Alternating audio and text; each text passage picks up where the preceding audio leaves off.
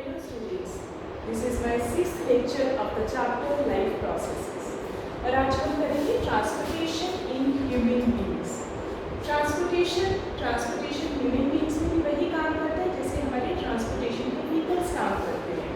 Cars, buses etcetera क्या करती हैं, हमें या हमारे सामान को एक जगह से दूसरी जगह पर लेकर जाती हैं।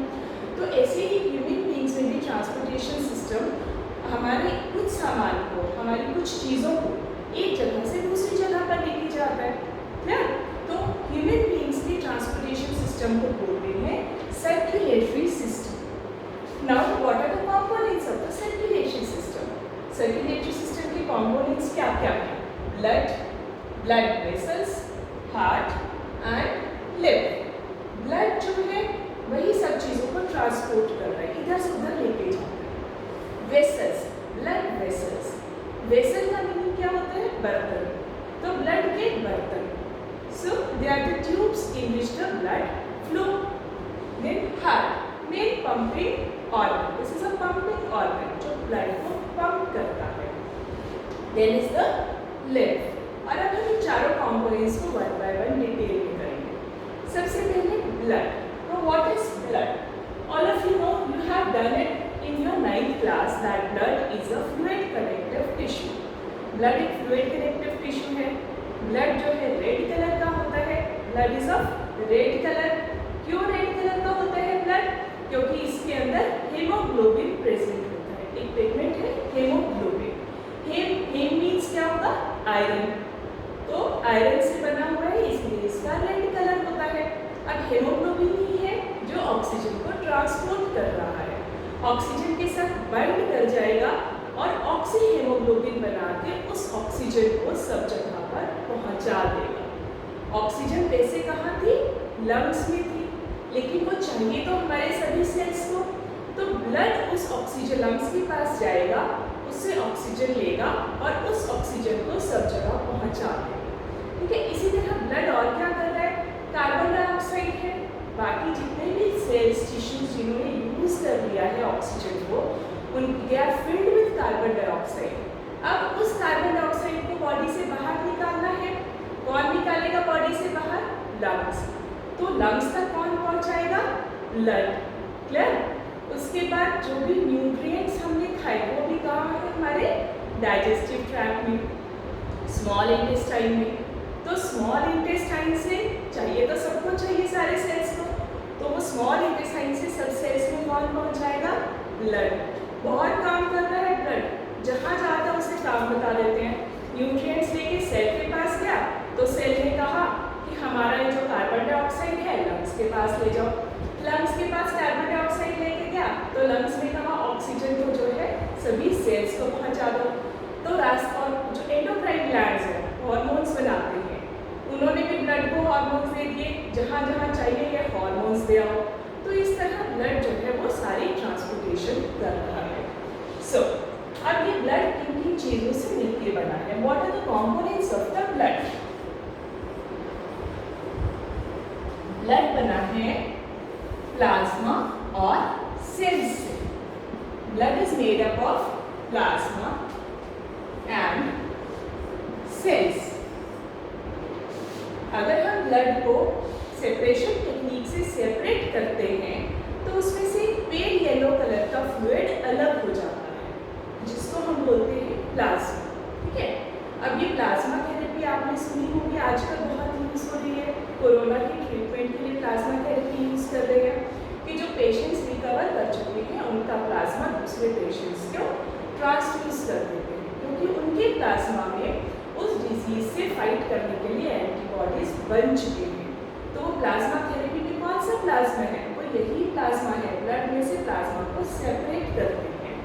So this blood is made up of plasma and cells. Now this plasma, this is made up of 90% water and 10% other substances. Other substances कौन से हो जाएंगे इसमें? जैसे इसके अंदर ग्लूकोज हो जाएगा, यूरिया, हार्मोन्स, प्रोटीन, सब कुछ जो है वो 10% है। Now the cells. Cells are of 3 types. कौन कौन से सेल्स होते हैं? RBC, WBC and platelets. RBC red colour दे रहा है ब्लड को, red blood corpuscles red colour दे रहा है क्योंकि इसके अंदर हेमोग्लोबिन प्रेजेंट है. What is the other name of RBC? Erythrocytes. Other name of RBC is erythrocytes.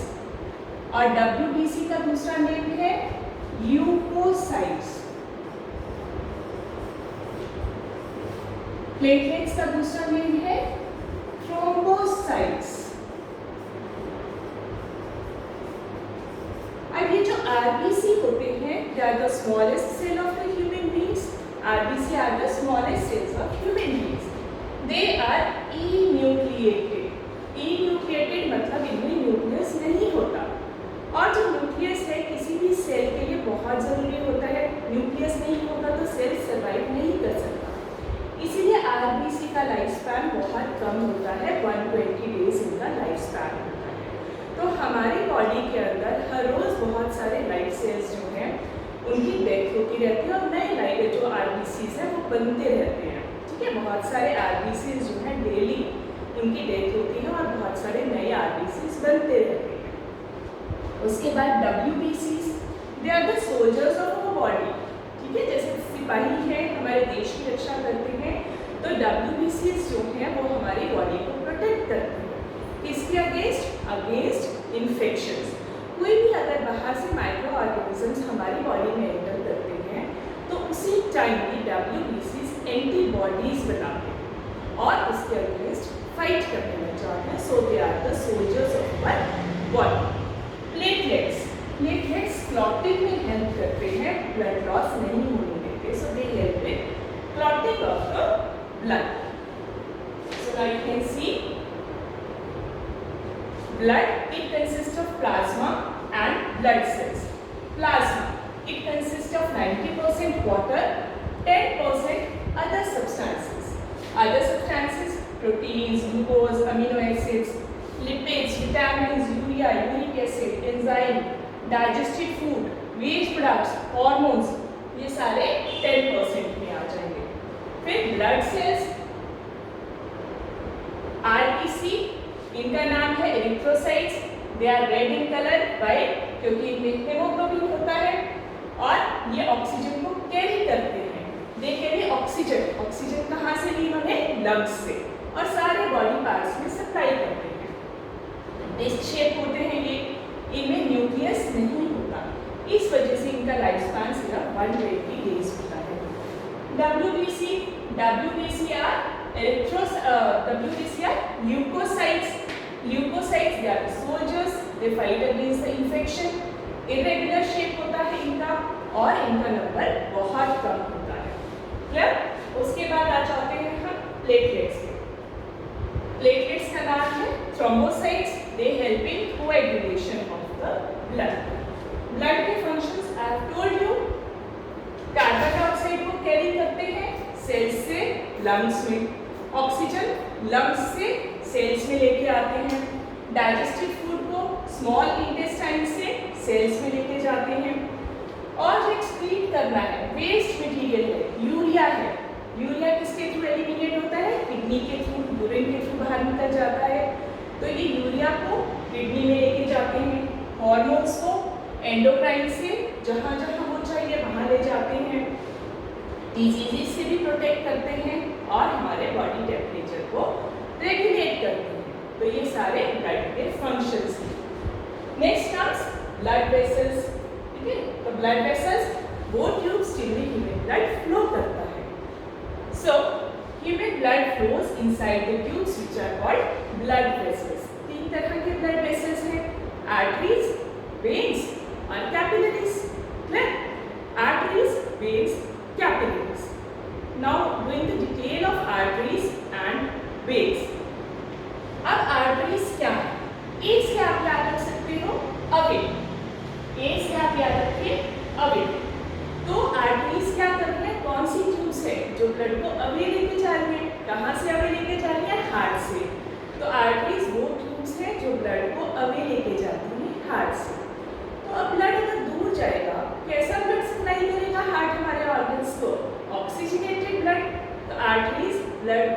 लेके जाती हैं? हार्ट से दूर। कैसे ब्लड को लेके जाती हैं? ऑक्सीजनेटेड ब्लड को। क्लियर? लेकिन यहाँ भी एक एक्सेप्शन है जिसकी हम बाद में डिटेल करेंगे जब हम हार्ट का स्ट्रक्चर करेंगे, वो है पल्मोनरी आर्टरी। क्योंकि पल्मोनरी आर्टरी सिर्फ एक अकेली ऐसी आर्टरी है जो डीऑक्सीजनेटेड ब्लड लेके जाती है। क्लियर? तो आर्टरीज ब्लड को अवे फ्रॉम द हार्ट लेके जाती हैं। कैसा ब्लड लेके जाती हैं? Oxygenated blood. नेक्स्ट है ये ब्लड जो कि हार्ट ने कहाँ भेजना है? सभी ऑर्गन्स को भेजना है, दूर दूर वाले ऑर्गन्स को भी भेजना है, तो ब्लड बहुत प्रेशर से जाएगा। तो आर्टरीज में ब्लड प्रेशर से फ्लो करता है। अब क्योंकि ब्लड प्रेशर से फ्लो करता है तो वो वापस तो नहीं आएगा ना पीछे। कोई अगर चीज़ प्रेशर से आगे जाती है तो उसके पीछे आने के चांसेस नहीं है। तो यहाँ बैक फ्लो नहीं होता ब्लड का, क्योंकि ब्लड प्रेशर से जा रहा है और इसीलिए वो बहुत स्पीड से भी जाता है, तो वापस नहीं आएगा, जिसकी वजह से आर्टरीज में वॉल्स नहीं होती। वॉल्स का क्या काम होता है? To prevent the back flow of the blood, right? तो अब जब ब्लड इतने प्रेशर से जा रहा है तो आर्टरीज में वॉल्स नहीं होती। लेकिन क्योंकि ब्लड प्रेशर से जा रहा है, अगर आर्टरीज की वॉल थिन होंगी तो वो रप्चर कर सकती है, जिसकी वजह से आर्टरीज थिक वॉल्ड होती हैं और इलास्टिक होती हैं कि वॉल्स उनकी रप्चर ना कर सके। क्लियर? अब आर्टरीज में क्योंकि ब्लड प्रेशर से फ्लो कर रहा है, इस वजह से वो डीप सीटेड है, बहुत नीचे है। ऊपर जो आपको दिखाई दे रही है वो वेन्स होती हैं। अब आर्टरीज डीप सीटेड क्यों है? क्योंकि ब्लड प्रेशर से फ्लो कर रहा है। अगर कोई इंजरी होती है, अगर ये ऊपर होंगी, सुपरफिशियल होंगी, तो बहुत सारा ब्लड इनमें से निकल जाएगा, जिसकी वजह से आर्टरीज डीप सीटेड होती है। क्लियर? और यहाँ पर ब्लड जो है जर्क के साथ जाता है, क्योंकि पंपिंग एक्शन हो रहा है। हार्ट, अब आर्टरीज में ब्लड कहाँ से आ रहा है? हार्ट से। तो हार्ट जो है ब्लड को पंप कर रहा है, जिसकी वजह से आर्टरीज जर्क के साथ फ्लो करता है। इसका बिल्कुल ऑपोजिट आप चले जाओगे, वेन्स के लिए करोगे। यहाँ पर ब्लड कहाँ जा रहा था? Away from the heart, heart से ऑर्गन्स में। लेकिन वेन्स क्या करेंगे? हर ऑर्गन से ब्लड को कलेक्ट करके कहाँ दे देंगे? हार्ट में। क्यों? क्योंकि उसमें दोबारा ऑक्सीजन भरी जाएगी। सारे ऑर्गन्स ने ऑक्सीजन यूज कर ली। जब वो ऑक्सीजन खत्म हो गई तो वो ब्लड कहाँ चला जाएगा? वापस हार्ट में। ये ऑक्सीजन इसमें दोबारा से फिल हो जाएगी। तो ये ब्लड को कैरी कर रही है डिफरेंट ऑर्गन से हार्ट में। कैसा ब्लड आएगा? हार्ट के पास तो डीऑक्सीजनेटेड ब्लड आया। यहाँ भी एक्सेप्शन है, पल्मोनरी वेन। अब ये जो पल्मोनरी वेन है, इसके अंदर ऑक्सीजनेटेड ब्लड होगा। अब यहाँ पर प्रेशर से फ्लो कर रहा था ब्लड, यहाँ कम प्रेशर से फ्लो करेगा। अगर प्रेशर से फ्लो नहीं करेगा तो वेन्स की वॉल तो थिन होंगी, अब वो रप्चर नहीं करेंगी, क्योंकि वहाँ इतना प्रेशर नहीं है। यहाँ ब्लड जो है बहुत स्पीड से जा रहा था आर्टरीज में, लेकिन वेन्स में उसकी स्पीड स्लो है। अब अगर उसकी स्पीड स्लो है तो बैक फ्लो हो सकता है ब्लड का। तो उस बैक फ्लो को बचाने के लिए यहाँ पर क्या प्रेजेंट होंगी? वॉल्स प्रेजेंट होंगी, ताकि जब ब्लड आगे चला जाए तो वॉल्स बंद हो जाएंगी। यूनिडायरेक्शनल फ्लो ऑफ ब्लड को इंश्योर करती है वॉल्स।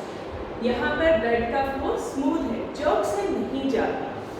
ठीक है? और ये सुपरफिशियल, ये जो हमें ऊपर ग्रीन ग्रीन कलर की दिखाई देती है, ग्रीनिश ब्लू, ये हमारी वेन्स हैं। तो इनमें डीऑक्सीजनेटेड ब्लड है, जिसकी वजह से इनका कलर क्या होगा? ग्रीनिश ब्लू, क्योंकि ये डीऑक्सीजनेटेड ब्लड लेके जा रहे हैं। ऑक्सीजनेटेड ब्लड के लिए हमेशा रेड कलर होता है। तो जब भी हम ऑक्सीजनेटेड ब्लड वाले वेसल्स दिखाएंगे, रेड कलर से दिखाएंगे, और डीऑक्सीजनेटेड दिखाएंगे तो हम ग्रीनिश ब्लू कलर से दिखाएंगे। अब ये जो आर्टरीज होती हैं, कहीं पे भी, अब जैसे ये हार्ट है, हार्ट से कौन ब्लड लेके आ रही है? आर्टरीज। ठीक है? इसको हम रेड कलर से फिल कर देते हैं, रेड कलर से। क्यों? क्योंकि इसके अंदर ऑक्सीजनेटेड ब्लड। अब ये आर्टरीज फर्दर डिवाइड हो जाती हैं आर्टीरियोल्स में, और आर्टीरियोल्स फर्दर डिवाइड हो जाती हैं कैपिलरीज में। फर्दर ये ब्रांचेस में डिवाइड हो जाती हैं कैपिलरीज में, ताकि ये सभी ऑर्गन्स को ब्लड सप्लाई कर सके, उनको भी, जहाँ तक आर्टरीज नहीं पहुंच पाई थी। अब ये जो कैपिलरीज हैं, कैपिलरीज फर्दर ये ज्वाइन करेंगे। कैपिलरीज किसमें ज्वाइन करेंगे? ये वेन्यूल्स बना देंगे और ये वेन्यूल ज्वाइन करेंगे और अब ये वेन्यूल्स क्या बना लेंगे? अब ये venules, wait I just change the colour. अब ये जो वेन्यूल्स हैं ये वेन्स बनाएंगे और वेन्स में कैसा कलर आता है? डीऑक्सीजिनेटेड कलर, जिसको हम किससे शो करते हैं? ब्लू से। आर्टरीज ने क्या बना लिया? कैपिलरीज।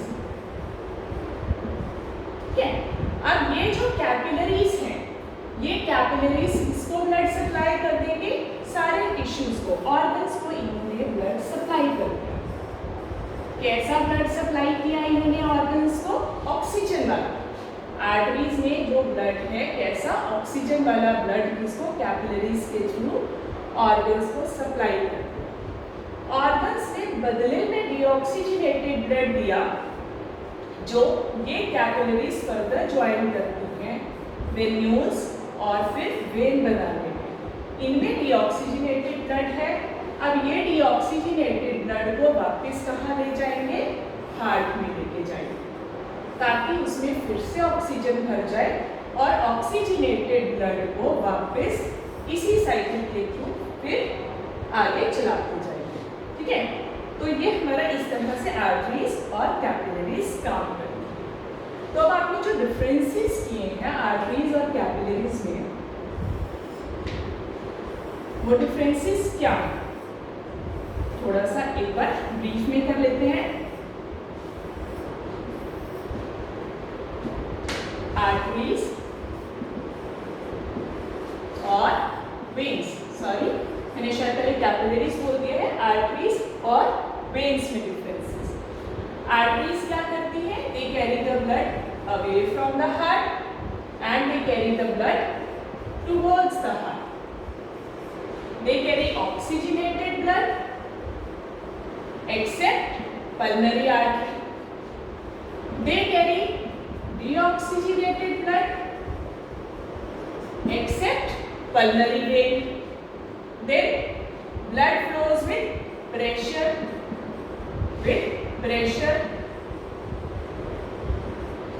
यहाँ पर प्रेशर कम होगा, blood flows with low pressure.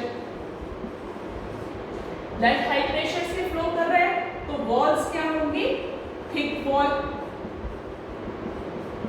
Veins की वॉल्स थिन होंगी, thin walls.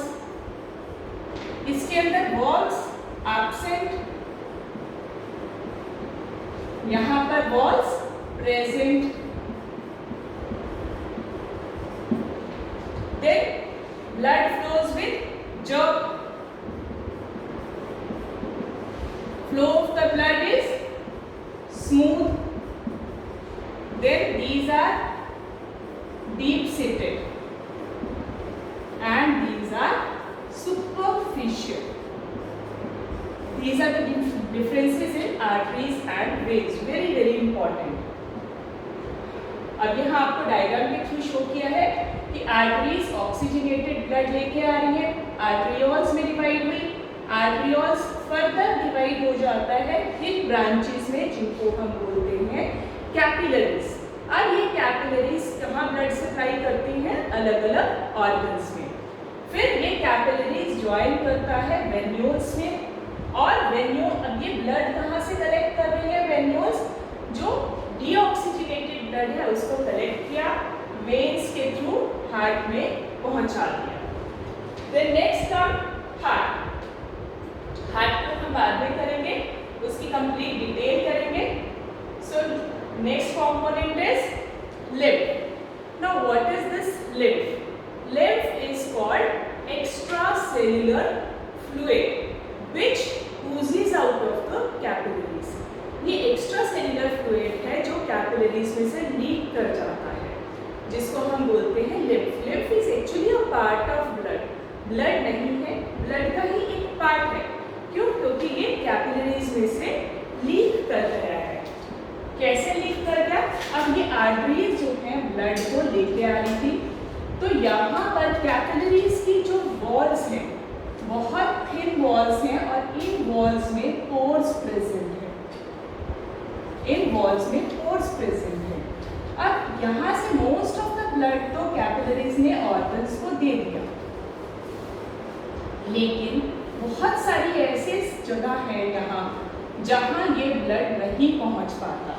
90% of the blood तो ऑर्गन्स को दे दिया, लेकिन कुछ ऐसी जगह है बीच बीच में, जैसे ये सेल्स है, तो सेल्स के बीच में जो खाली जगह है इंटरस्टिशियल स्पेसेस, तो वहाँ तक ये ब्लड नहीं जा रहा, लेकिन वहाँ से भी जो वेस्ट मटेरियल है उनको कलेक्ट करना है और ऑक्सीजनेटेड ब्लड वहाँ पहुँचाना है, और जो भी रिक्वायर्ड सब्सटेंसेस है वो वहाँ पर पहुँचाना है। तो वो काम कौन कर रहा है? लिम्फ। लिम्फ कहाँ से बाहर निकल के आया? कैपिलरीज की वॉल्स से बाहर निकल के आ गया, क्योंकि कैपिलरीज में होल्स प्रेजेंट है। अब 10% ऑफ द ब्लड यहाँ से बाहर निकल के आ गया, और यहाँ जो इंटरस्टिशियल स्पेसेस थी, सेल के बीच में जो खाली जगह थी, वहाँ पर से इसने वेस्ट सब्सटेंसेस को इकट्ठा कर दिया। अब वेस्ट सब्सटेंसेस तो इकट्ठे कर लिए, लेकिन फ्लूइड यहाँ एक्यूमुलेट नहीं हो सकता। अगर ये फ्लूइड यहाँ पर एक्यूमुलेट हो जाएगा तो वो जो है वहाँ पर स्वेलिंग आ जाएगी। अगर स्वेलिंग आ गई तो जैसे आपने डिजीज सुनी होगी एलिफेंटियासिस डिजीज हो जाती है, तो वहाँ पर हमें इस लिम्फ को एक्यूमुलेट नहीं होने देना। एलिफेंटियासिस क्या होता है? स्वोलन लिम्फ्स, तो वो इसी वजह से होती है अगर लिम्फ यहाँ पर एक्यूमुलेट हो जाए। अब इस लिम्फ को बाहर किसके थ्रू निकालेंगे? उसके लिए लिम्फेटिक सिस्टम प्रेजेंट है, लिम्फ वेसल्स। अब ये जो ब्लड, ये जो लिम्फ है, एक्चुअल में ये किसका पार्ट था? ब्लड का। अब क्योंकि ये ब्लड जब कैपिलरी से बाहर निकलेगा तो इसमें आरबीसी नहीं है। तो लिम्फ के अंदर आरबीसी नहीं होते, क्योंकि जो ये पोर्स होते हैं ना, उन पोर्स से ज़्यादा बड़ा साइज है आरबीसी का, तो आरबीसी उन पोर्स से बाहर ही नहीं निकल पाते। लेकिन डब्ल्यूबीसी बाहर निकल रहे हैं। क्यों बाहर निकल के आ पा रहे हैं डब्ल्यूबीसी? क्योंकि वो फ्लेक्सिबल है, अपनी वॉल्स को, अपनी सेल्स को स्क्वीज कर लेते हैं, अपनी शेप को चेंज कर सकते हैं, जिसकी वजह से ब्लड में से डब्ल्यूबीसी तो बाहर निकल आए, लेकिन आरबीसी नहीं निकल सकते। अब लिम्फ जो है ब्लड का ही एक पार्ट था, ब्लड में से निकला है, तो इसके अंदर जो चीज़ें ब्लड में है उससे कुछ कम चीज़ें प्रेजेंट होंगी, जैसे लेस ऑफ प्रोटीन्स प्रेजेंट होंगे, ठीक है। तो डब्ल्यूबीसी प्रेजेंट है, आरबीसी प्रेजेंट नहीं है। तो लिम्फ को हम एक्स्ट्रा सेल्यूलर फ्लूइड इसीलिए बोलते हैं कि ये सेल्स के अंदर नहीं जाता, सेल्स के बाहर रहता है, तो इसीलिए हम इसको एक्स्ट्रा सेल्यूलर फ्लूइड बोलते हैं। अब मैंने कहा कि इस फ्लूइड को इकट्ठा करना बहुत ज़रूरी है, और क्योंकि ये ब्लड का ही पार्ट था तो इसे वापस ब्लड में भी मिक्स करवाना है। अब ये कैसे वापस ब्लड में मिक्स करवाना है?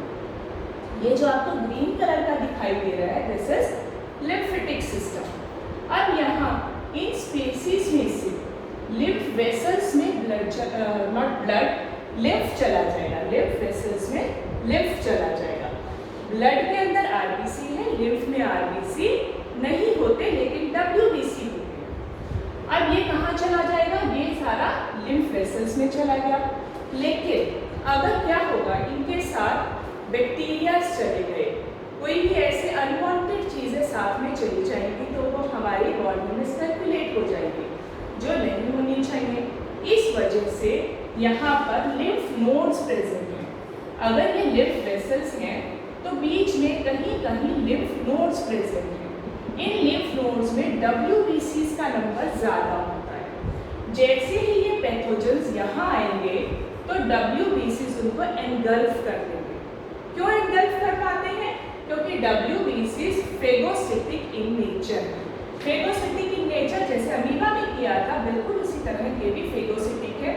जैसे ही इनके पास कोई अनवांटेड बैक्टीरिया आता है, उसको एनगल्फ कर देते हैं। तो लिम्फ नोड्स के बाद वापस इसको कहाँ पर मिक्स होना है? इस लिम्फ को हमारे ब्लड में मिक्स होना है। तो ये लिम्फ कहाँ चला जाएगा? इस लिम्फेटिक डक्ट के थ्रू, इस डक्ट के थ्रू लिम्फेटिक डक्ट के थ्रू कहाँ आ जाएगा, वेन में चला जाएगा। तो नाउ अब आप इसको शॉर्ट में समझो। यहाँ कैपिलरीज में से लिम्फ बाहर निकल गया, वेस्ट मटेरियल इसने कलेक्ट कर लिया, लिम्फ वेसल्स के थ्रू ऊपर आ गया। यहाँ लिम्फ नोड्स हैं, लिम्फ नोड्स में WBC ज़्यादा थे जिसने एंगल्फ किया जो भी यहाँ पर इन्फेक्शन कॉजिंग एजेंट्स थे उनको एंगल्फ कर लिया। फिर यहाँ से होता हुआ ये कहाँ चला गया है, वेन्स पे मिक्स हो गया है। ये ब्लड वेन्स में चला गया है और अब वेन्स के थ्रू वापस हार्ट में चला जाएगा, तो जिससे हमारा ये जो लिम्फ है वापस जहाँ जिसका कॉम्पोनेंट था ब्लड का उसके साथ मिक्स हो गया है। ठीक है, अब इसके बाद what is the difference in lymph and blood. Blood जो है red in colour, lymph is colourless. Blood के अंदर आरबीसी प्रेजेंट है और लिम्फ में आरबीसी प्रेजेंट नहीं है। ब्लड रैपिडली फ्लो करता है but not blood, lymph flow is slow. So you can change it here. This is lymph flow.